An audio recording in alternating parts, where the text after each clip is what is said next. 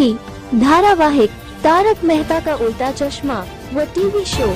वाह भाई वाह के लोकप्रिय कलाकार एवं प्रसिद्ध कवि शैलेश लोढ़ा को अंतर्राष्ट्रीय कवि अफजल मंगलोरी ने रुड़की आने का निमंत्रण दिया है, जिस पर समय निश्चित होने पर वे रुड़की पधारेंगे। गत दिवस मुंबई के गोरेगांव में प्रसिद्ध कवि शैलेश लोढ़ा के लोकप्रिय टीवी शो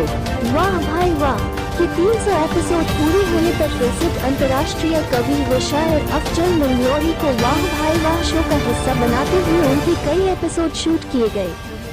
कार्यक्रम में लोढ़ा को बधाई देते हुए कहा कि शैलेश लोढ़ा केवल एक लाजवाब कवि, सफल संचालक, बेहतरीन एक्टर और उत्तम परफॉर्मर नहीं, बल्कि अमीर खुसरो से लेकर रविंद्र जैन तक जितने भी आशु कवि, दार्शनिक और बुद्धिजीवी आए हैं, उन सब की प्रतिभाओं का सम्मिश्रण और समावेश उनके व्यक्तित्व में मौजूद है, जो ईश्वर की देन के साथ साथ लोढ़ा के अथक परिश्रम का प्रतिफल है।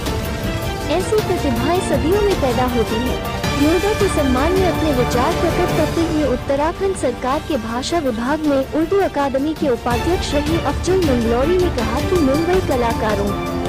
प्रतिभाओं, रचनाकारों के साथ साथ हर विधा और हर कला का समुद्र है, जिसमें केवल रास्ता मिलना ही बहुत बड़ी बात है। मगर शैलेश लोढ़ा ने राजस्थान के एक साधारण से परिवार से आकर अपनी लगन, परिश्रम और अपने जुनून के बल पर अपने अंदर छुपे बहुआयामी व्यक्तित्व को बुलंदी की आखिरी मंजिल पहुंचाया, साथ ही हजारों गुमनाम प्रतिभाओं को शोहरत, सम्मान और दौलत की रोशनी देकर इंसानियत और एक सच्चे कलाकार के अर्थ को सार्थक किया। उन्होंने कहा कि गुजरे हुए जमाने में कवियों और शायरों को एक लाचार, गरीब, आवारा, दरिद्र और दया का पात्र समझा जाता था, मगर फिल्मी चकाचौंध और क्रिकेट की आंधी के बीच टेलीविजन के पर्दे पर अपनी अवर्णनीय प्रतिभा के बल पर कवियों और शायरों उन सबके बराबर खड़ा कर उनको सम्मान के साथ आर्थिक रूप से आत्मनिर्भर भी बनाया, जो आज के युग में किसी चमत्कार से कम नहीं। अफजल मंगलोरी ने कहा कि ऐसी विलक्षण प्रतिभाएं सदियों में पैदा होती है, जिन पर ईश्वर की अतिविशिष्ट अनुकंपा होती है। उन्होंने कहा कि उन्होंने अपने जीवन के 35 वर्षों में अनेक प्रतिभावान कलाकारों को बहुत नजदीक से देखा, मगर एक व्यक्ति में 2 या 4 विधाओं का रूप देखने को मिला।